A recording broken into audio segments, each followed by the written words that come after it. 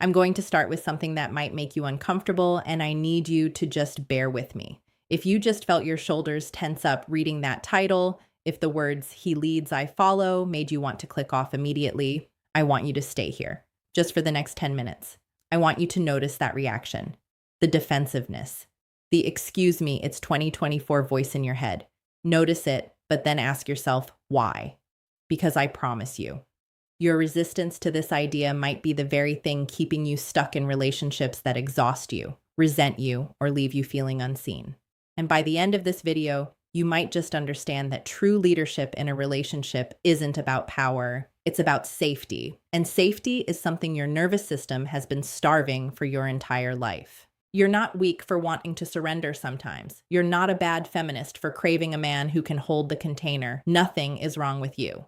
The narrative in your head that says, I have to be equally in control at all times or I'll lose myself. I get it. I lived there. I fought tooth and nail in every relationship, mistaking constant battle for mutual respect. I thought if I wasn't pushing back, I was disappearing. But I'm going to explain something that will blow your mind. Your desperate need to control everything in your relationships, that hyper-independence, that reflex to reject any suggestion of someone else taking the lead. It's not strength. It's a trauma response. It's what happens when you learned very young that no one was coming to keep you safe. So you became your own general in a war you were never meant to fight alone. This is what Dr. Tara Schwartz calls forced maturity. When a little girl doesn't receive consistent, protective, attuned leadership from her father or caregivers, she learns one thing: I can only rely on me. She becomes hyper-capable, hyper-vigilant. She builds walls so high that no one can get in, but she also builds them so high that she can't get out.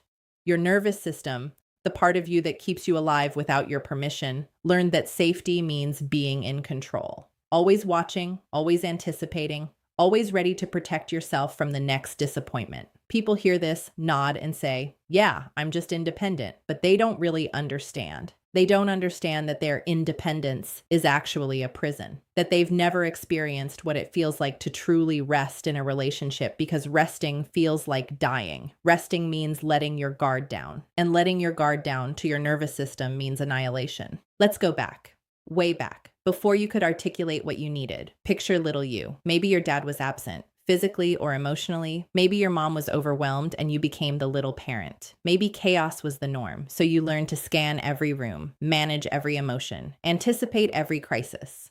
Maybe you were the easy child, the one who never asked for anything because asking meant risking disappointment. Your nervous system learned that love feels like effort, like managing, like never fully relaxing. It learned that if you let someone else take the wheel, you'll crash. You learned that your survival depends on your vigilance. So later in life, when a man shows up and says, I've got this, you can rest, your body doesn't hear safety, it hears a trap. It hears, if I stop steering, I'll die. So you resist, you challenge, you pick fights to regain control. You call it not being submissive. But really, you're just trying to survive a safety you were never taught to trust. And here's the chemical trap. When you're in a relationship that's chaotic, fighting, making up, never knowing where you stand, your brain is flooding with dopamine and adrenaline. It's addictive. The uncertainty keeps you hooked. The constant vigilance keeps you alive. But when you're in a calm, consistent, led relationship, where someone else is holding the structure, your body doesn't know what to do with the quiet. The cortisol that's been running through your veins since childhood suddenly has nowhere to go. And that withdrawal, it feels like boredom. It feels like something's wrong. You might actually create drama just to feel normal again. Your body cannot tell the difference between the excitement of passionate love and the anxiety of losing control. So that discomfort you feel when a man leads well, that urge to grab the wheel back, that's not your intuition telling you something's wrong. That's your trauma screaming because it doesn't recognize peace. So here it is, the uncomfortable truth. If the idea of a man leading makes you want to fight, it's because you've never had a leader worth following. You've only had men who used leadership as a mask for control. Men who led with ego, not service. Men who took rather than held. But healing this means you have to let go of the belief that all leadership is domination. It means you have to risk trusting again. And that feels like walking off a cliff. Because when you finally meet a man who leads with safety, who holds the container without crushing you, who makes decisions without dismissing you, who carries the weight so you don't have to carry it all. A part of you will panic. You'll look for the catch. You'll test him. You'll push him away just to see if he'll fight to stay. Unfamiliar doesn't mean wrong. It means new. And new is terrifying to the little girl who learned that safety meant self-reliance. So what do? We stop shaming ourselves for the hyper-independence. We stop calling it a badge of honor and start seeing it for what it is, a survival strategy that's no longer necessary. That reflex to control, that need to have the last word, that panic when someone else takes the lead, it helped you survive a childhood where no one else showed up. Thank it for its service. And then gently, bravely, start to put it down. Stop asking, why do I always end up with men I can't respect? Start asking, what part of me refuses to let anyone lead? What part of me doesn't believe I'm worthy of being held?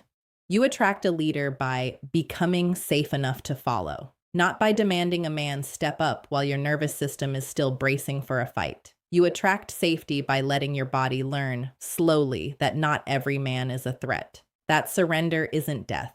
That rest is actually allowed. When you heal that, a man's clarity stops feeling like control. His leadership stops feeling like domination. It starts feeling like the safest place you've ever rested. Consistency becomes the most attractive thing in the world. And here's what I promise you. When you do that work, when you stop fighting ghosts in every healthy man who shows up, the ones who once triggered your defenses won't even register anymore. You'll stop being attracted to the chaos merchants, the ones who keep you guessing, the ones who make you feel alive because they make you anxious. You'll look at them and feel nothing because you'll finally know what real safety feels like. And once you've tasted that, you'll never settle for less. The little girl inside you, the one who had to be her own general, she can finally put the armor down. She's not alone anymore. Someone's holding the fort, and she can just be, go inward, ask the hard questions. Let yourself learn what it feels like to rest. Trust me on that. I'll see you in the next one.